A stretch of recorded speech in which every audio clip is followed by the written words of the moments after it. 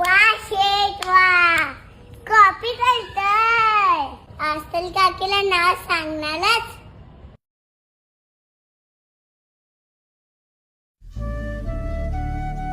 बाबा त्या दिवशी काय बोलत होते ते माहितीये?